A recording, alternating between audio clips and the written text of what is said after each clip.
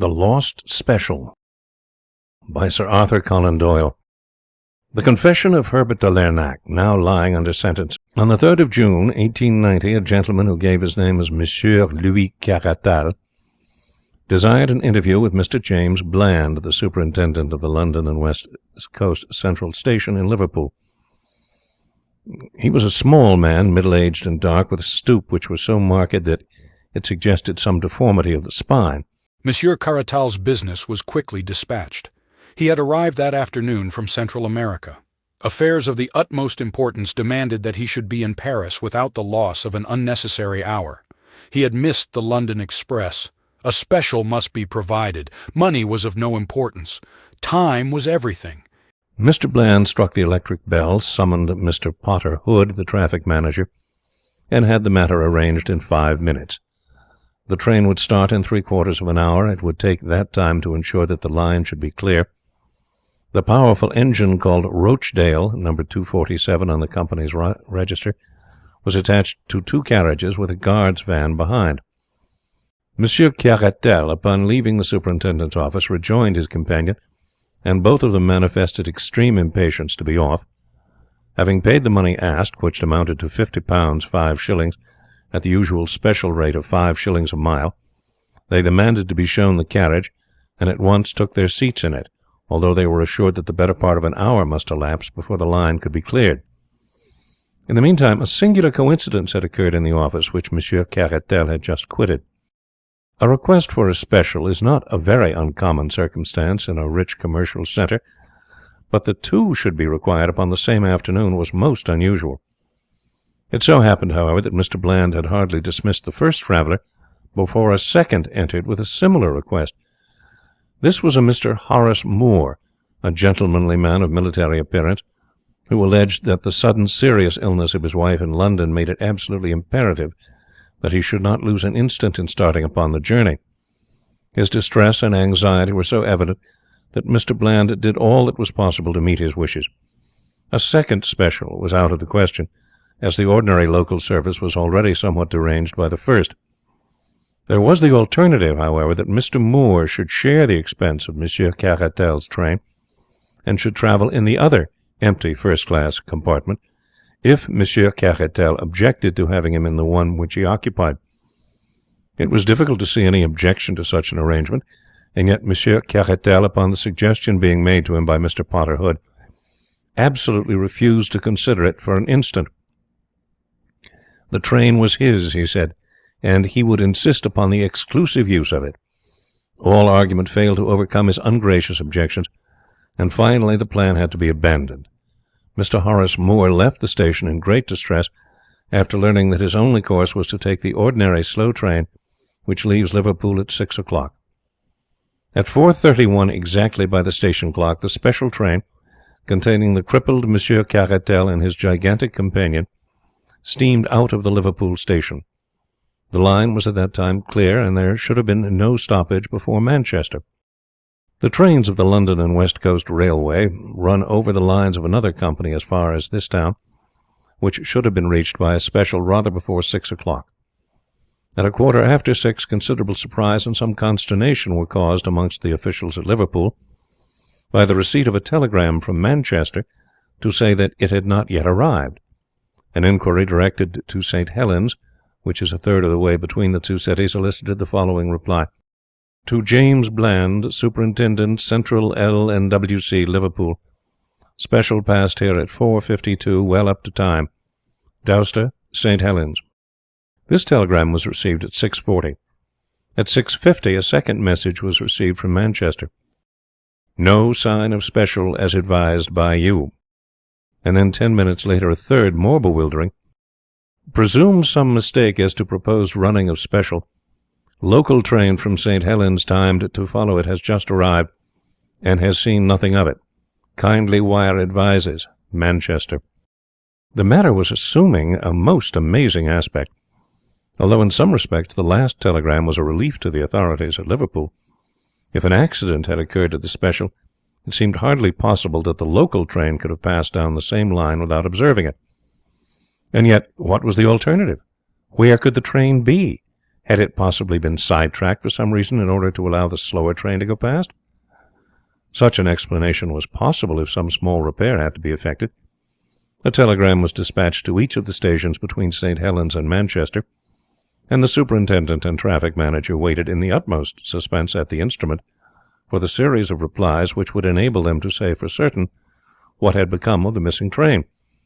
The answers came back in the order of questions, which was the order of the stations beginning at St. Helens End. Special passed here 5 o'clock, Collins Green.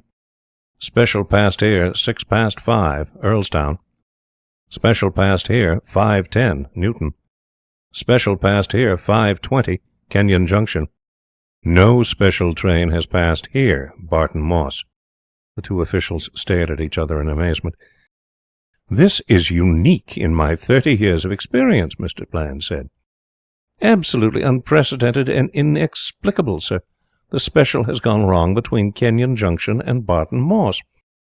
And yet there is no siding, so far as my memory serves me, between the two stations. The special must have run off the metals.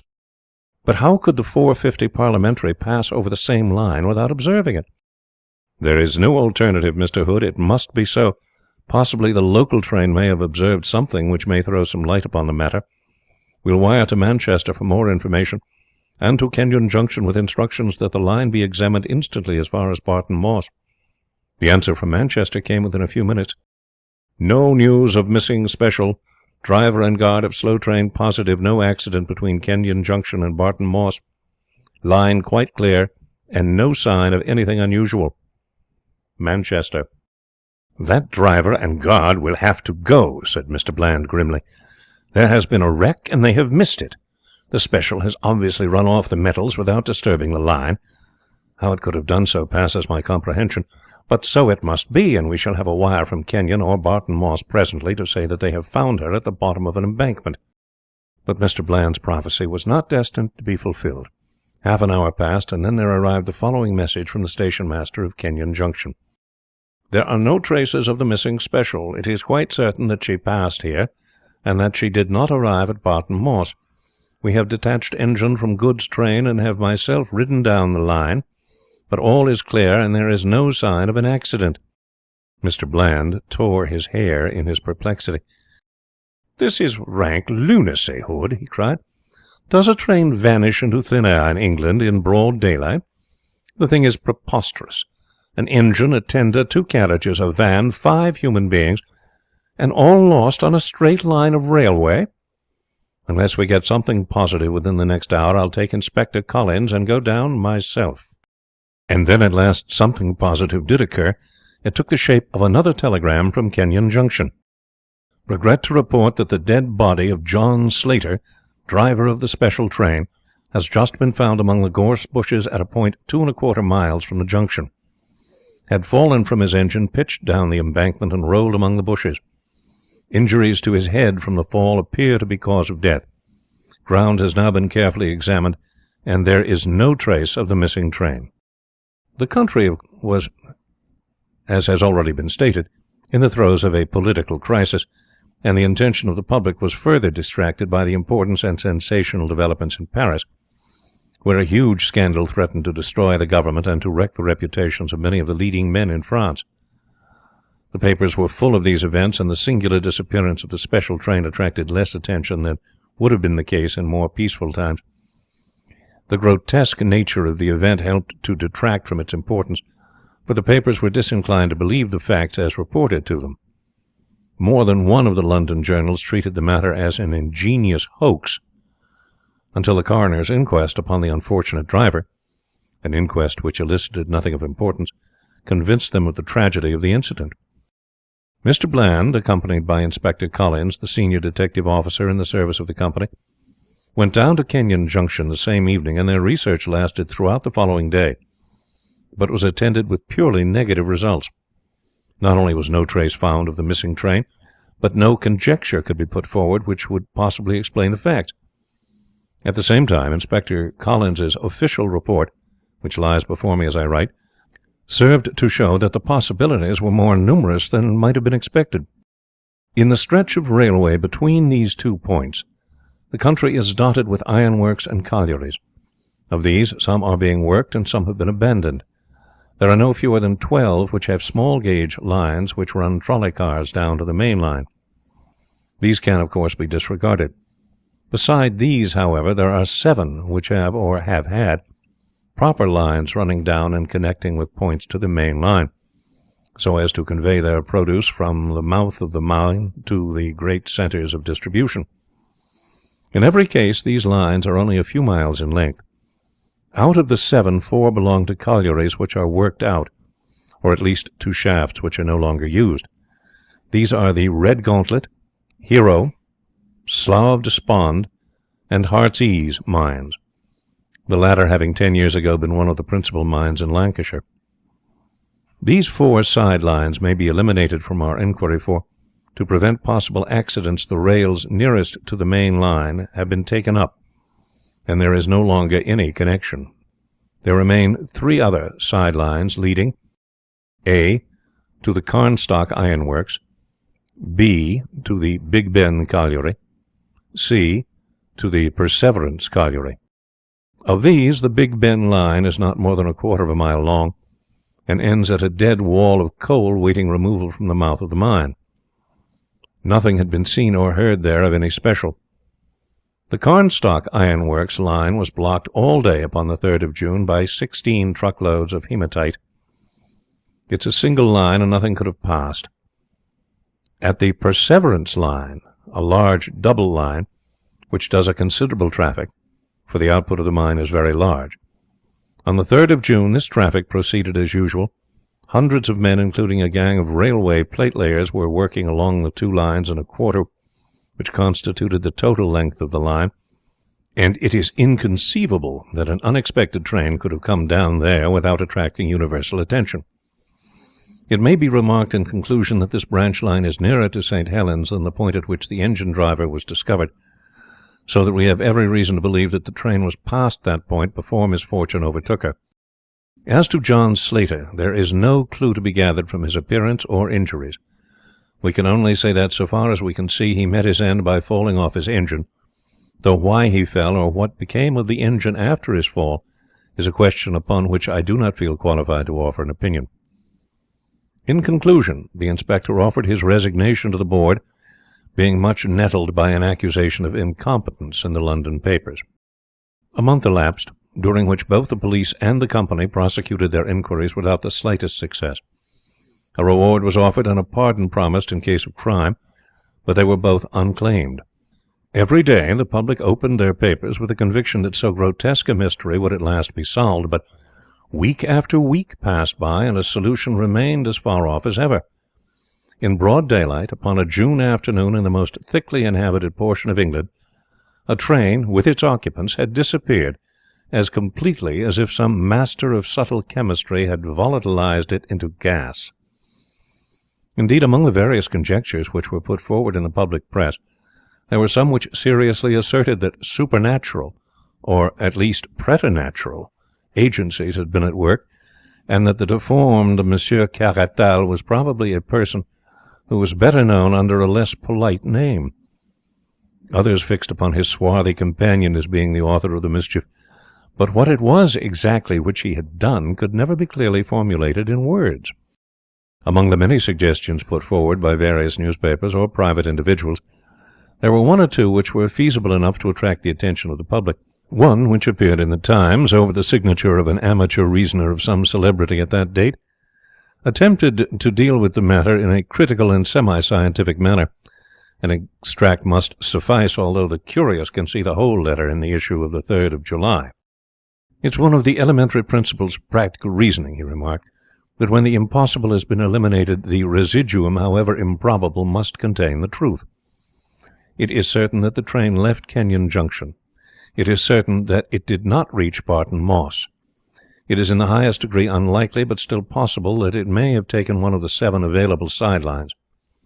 It's obviously impossible for a train to run where there are no rails, and therefore we may reduce our improbables to the 3 open lines, namely the Carnstock Ironworks, the Big Ben, and the Perseverance. Is there a secret society of colliers, an English Camorra, which is capable of destroying both train and passengers? Well, it's improbable, but it is not impossible. I confess that I am unable to suggest any other solution. I should certainly advise the company to direct all their energies toward the observation of those 3 lines, and of the workmen at the end of them. A careful supervision of the pawnbrokers' shops of the district might possibly bring some suggestive facts to light. The suggestion, coming from a recognized authority upon such matters, created considerable interest, and a fierce opposition from those who considered such a statement to be a preposterous libel upon an honest and deserving set of men. The only answer to this criticism was a challenge to the objectors to lay any more feasible explanations before the public. In reply to this, 2 others were forthcoming. The Times, July 7th and 9th. The first suggested that the train might have run off the metals and be lying submerged in the Lancashire and Staffordshire Canal, which runs parallel to the railway for some hundreds of yards. This suggestion was thrown out of court by the published depth of the canal, which was entirely insufficient to conceal so large an object.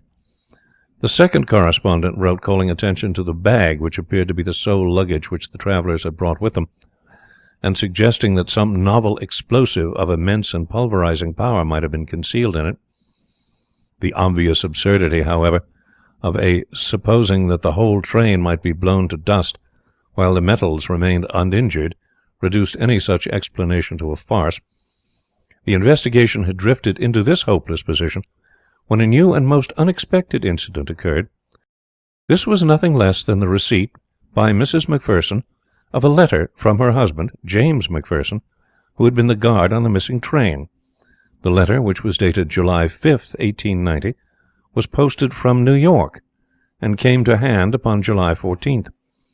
Some doubts were expressed as to its genuine character, but Mrs. Macpherson was positive as to the writing, and the fact that it contained a remittance of $100 in $5 notes was enough in itself to discount the idea of a hoax.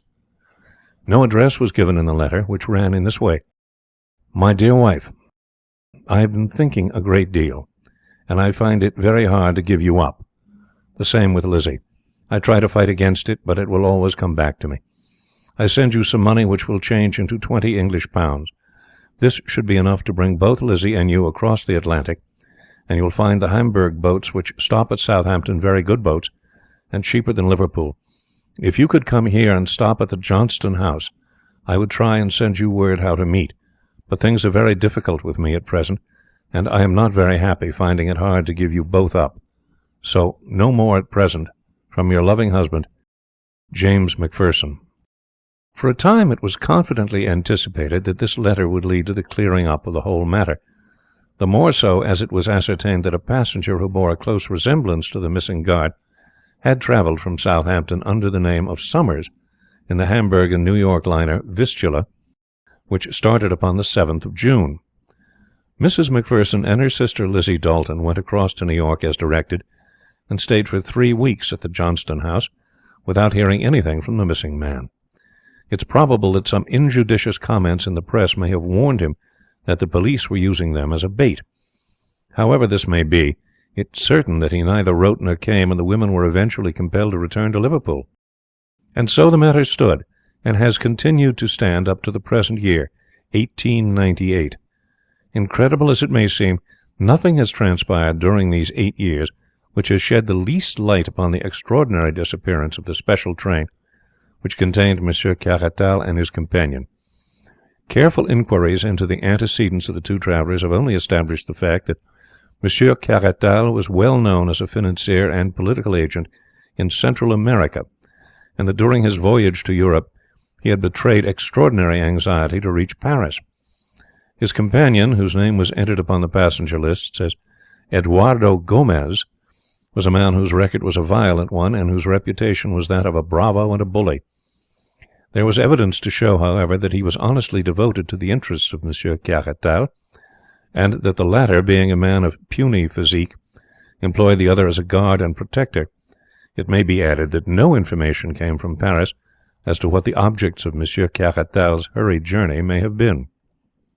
This compromises all the facts of the case upon the publication in the Marseille papers of the recent confession of Herbert de Lernac, now under sentence of death for the murder of a merchant named Bomballot.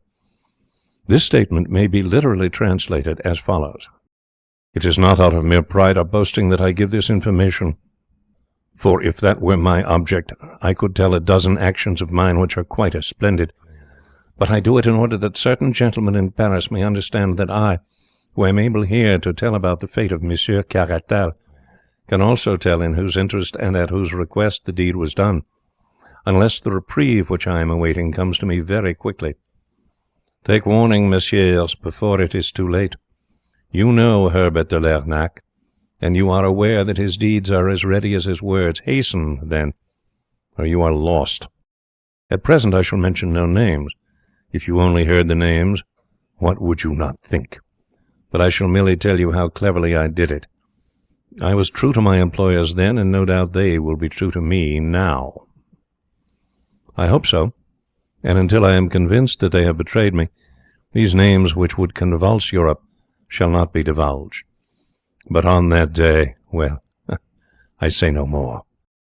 In a word, then, there was a famous trial in Paris in the year 1890 in connection with a monstrous scandal in politics and finance. How monstrous that scandal was can never be known save by such confidential agents as myself. The honour and careers of many of the chief men in France were at stake. You have seen a group of ninepins standing, all so rigid and prim and unbending. Then there comes the fall from far away, and pop, pop, pop, there are your ninepins on the floor. Well, imagine some of the greatest men in France as these ninepins, and then this Monsieur Caratal was the ball which could be seen coming from far away. If he arrived, then it was pop, pop, pop for all of them. It was determined that he should not arrive. I do not accuse them all of being conscious of what was to happen. There were, as I have said, great financial as well as political interests at stake, and a syndicate was formed to manage the business. Some subscribed to the syndicate who hardly understood what were its objects, but others understood very well. And they can rely upon it that I have not forgotten their names. They had ample warning that Monsieur Caratal was coming long before he left South America, and they knew that the evidence which he held would certainly mean ruin to all of them. The syndicate had the command of an unlimited amount of money, absolutely unlimited, you understand. They looked round for an agent who was capable of wielding this gigantic power. The man chosen must be inventive, resolute, adaptive, a man in a million. And they chose Herbert de Lernac, and I admit that they were right. My duties were to choose my subordinates, to use freely the power which money gives, and to make certain that Monsieur Caratal should never arrive in Paris. With characteristic energy I set about my commission within an hour of receiving my instructions, and the steps which I took were the very best for the purpose which could possibly be devised. A man whom I could trust was dispatched instantly to South America to travel home with Monsieur Caratal. Had he arrived in time, the ship would never have reached Liverpool, but alas, it had already started before my agent could reach it. I fitted out a small armed brig to intercept it, but again I was unfortunate. Like all great organizers, I was, however, prepared for failure, and had a series of alternatives prepared, one or the other of which must succeed. You must not underrate the difficulties of my undertaking, or imagine that a mere commonplace assassination would meet the case. We must destroy not only Monsieur Caratal, but Monsieur Caratal's documents, and Monsieur Caratal's companions also, if we had reason to believe that he had communicated his secrets to them. And you must remember that they were on the alert, and keenly suspicious of any such attempt. It was a task which was in every way worthy of me, for I am always most masterful where another would be appalled. I was all ready for Monsieur Caratal's reception in Liverpool, and I was the more eager because I had reason to believe that he had made arrangements by which he would have a considerable guard from the moment that he arrived in London. Anything which was to be done must be done between the moment of his setting foot upon Liverpool quay and that of his arrival at the London and West Coast terminus in London. We prepared 6 plans, each more elaborate than the last. Which plan would be used would depend upon his own movements. Do what he would, we were ready for him. If he stayed in Liverpool, we were ready. If he took an ordinary train, an express, or a special, all was ready. Everything had been foreseen and provided for. You may imagine that I could not do all this myself. What could I know of the English railway lines? But money can procure willing agents all the world over, and I soon had one of the acutest brains in England to assist me. I will mention no names, but it would be unjust to claim all the credit for myself. My English ally was worthy of such an alliance. He knew the London and West Coast line thoroughly, and he had the command of a band of workers who were trustworthy and intelligent. The idea was his, and my own judgment was only required in the details. We bought over several officials, amongst whom the most important was James Macpherson, whom we had ascertained to be the guard most likely to be employed upon a special train. Smith, the stoker, was also in our employ. John Slater, the engine driver, had been approached, but had been found to be obstinate and dangerous, so we desisted. We had no certainty that Monsieur Caratal would take a special, but we thought it very probable, for it was of the utmost importance to him that he should reach Paris without delay. It was for this contingency, therefore, that we made special preparations which were complete down to the last detail, long before his steamer had sighted the shores of England. You will be amused to learn that there was one of my agents in the pilot boat which brought that steamer to its moorings. The moment that Caratal arrived in Liverpool, we knew that he suspected danger and was on his guard. He had brought with him as an escort a dangerous fellow named Gomez, a man who carried weapons and was prepared to use them. This fellow carried Caratal's confidential papers for him, and was ready to protect either them or his master. The probability was that Caratal had taken him into his counsels, and that to remove Caratal without removing Gomez would be a mere waste of energy. It was necessary that they should be involved in a common fate, and our plans to that end were much facilitated by their request for a special train.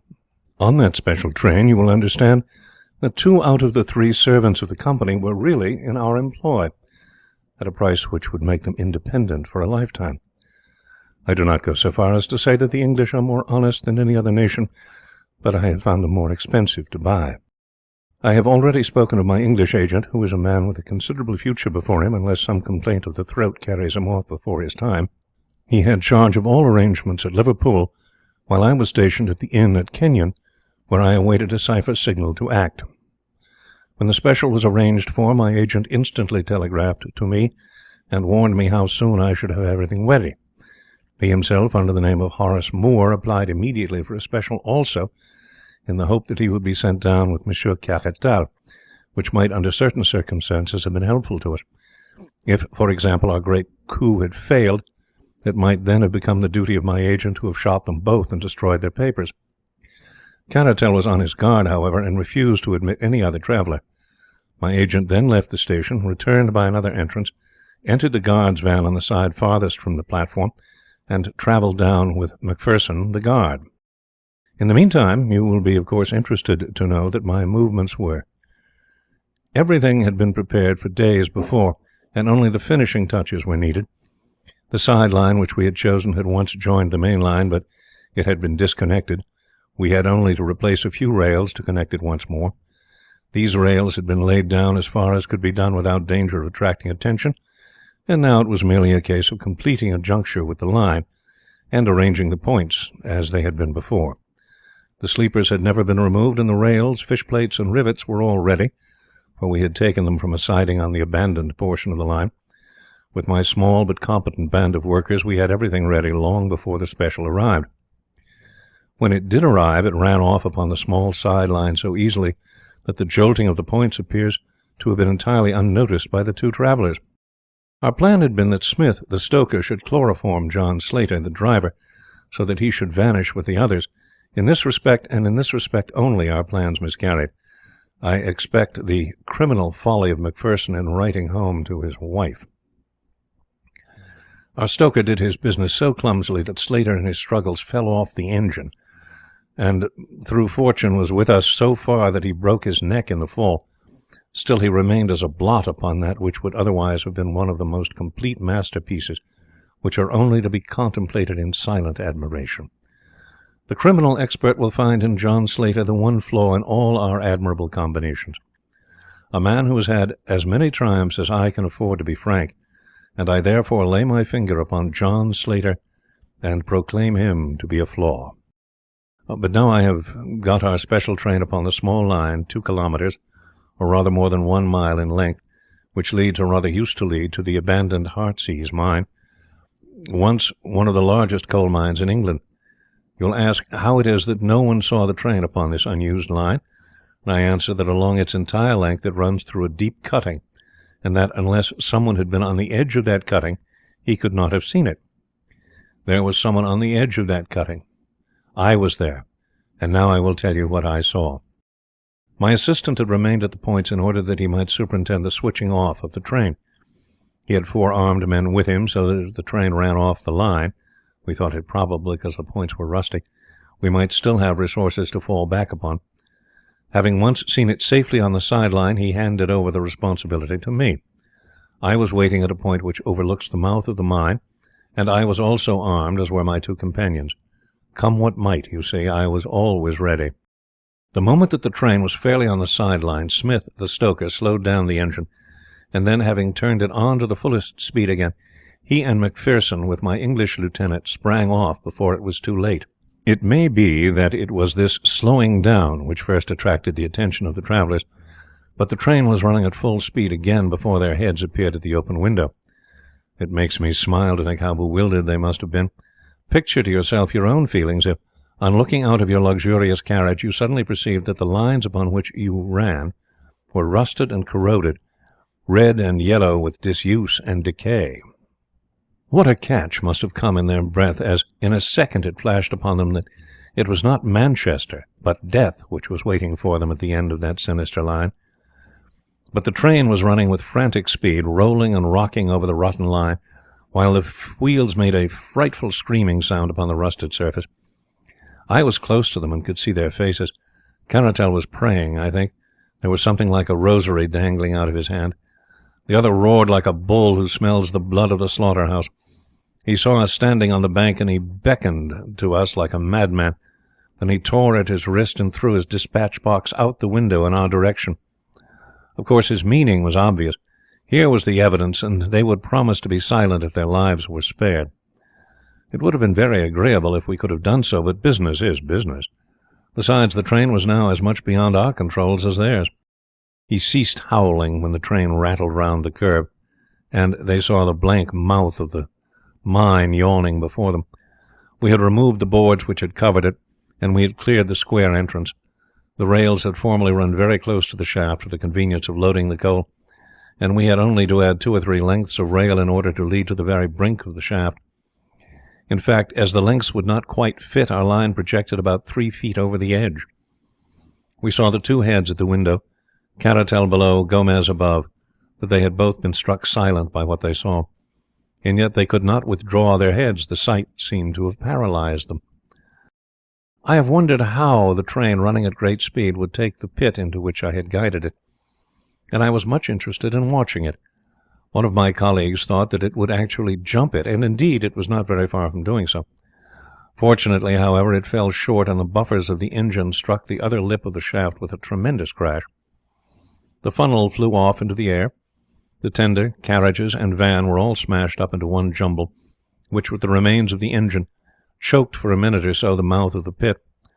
Then something gave way in the middle, and the whole mass of green iron, smoking coals, brass fittings, wheels, woodwork, and cushions all crumbled together and crashed down into the mine. We heard the rattle, rattle, rattle as the debris struck against the walls, and then, quite a long time afterwards, there came a deep roar as the remains of the train struck the bottom. The boiler may have burst, for a sharp crash came after the roar, and then a dense cloud of steam and smoke swirled up out of the black depths, falling in a spray as thick as rain all around us. Then the vapours shedded off into thin wisps, which floated away in the summer sunshine, and all was quiet again in the Heartsease mine. And now, having carried out our plans so successfully, it only remained to leave no trace behind us. Our little band of workers at the other end had already ripped up the rails and disconnected the side-line, replacing everything as it had been before. We were equally busy at the mine. The funnel and other fragments were thrown in, the shaft was planked over as it used to be, and the lines which led to it were torn up and taken away. Then, without flurry, but without delay, we all made our way to the country, most of us to Paris, my English colleague to Manchester, and Macpherson to Southampton, whence he emigrated to America. Let the English papers of that date tell how thoroughly we had done our work, and how completely we had thrown the cleverest of their detectives off our track. You will remember that Gomez threw his bag of papers out of the window, and I need not say that I secured that bag and brought them to my employers. It may interest my employers now, however, to learn that out of that bag I took one or two little papers as a souvenir of the occasion. I have no wish to publish these papers, but still it is every man for himself in this world, and what else can I do if my friends will not come to my aid when I want them? Messieurs, you may believe that Herbert de Lernac is quite as formidable when he is against you as when he is with you, and that he is not a man to go to the guillotine until he has seen that every one of you is en route for New Caledonia. For your own sake, if not for mine, make haste. Monsieur de Blanc and General Blanc and Baron Blanc. You can fill up the blanks for yourselves as you read this. I promise you that in the next edition there will be no blanks to fill. P.S. As I look over my statement, there is only one omission which I can see. It concerns the unfortunate man Macpherson, who was foolish enough to write to his wife and to make an appointment with her in New York. It can be imagined that when the interests like ours were at stake, we could not leave them to the chance of whether a man in that class of life would or would not give away his secrets to a woman. Having once broken his oath by writing to his wife, we could not trust him any more. We took steps, therefore, to ensure that he should not see his wife. I have sometimes thought that it would be a kindness to write to her and assure her that there is no impediment to her marrying again. If you like the video, put a like, subscribe to the channel and click on the bell to not miss our new videos.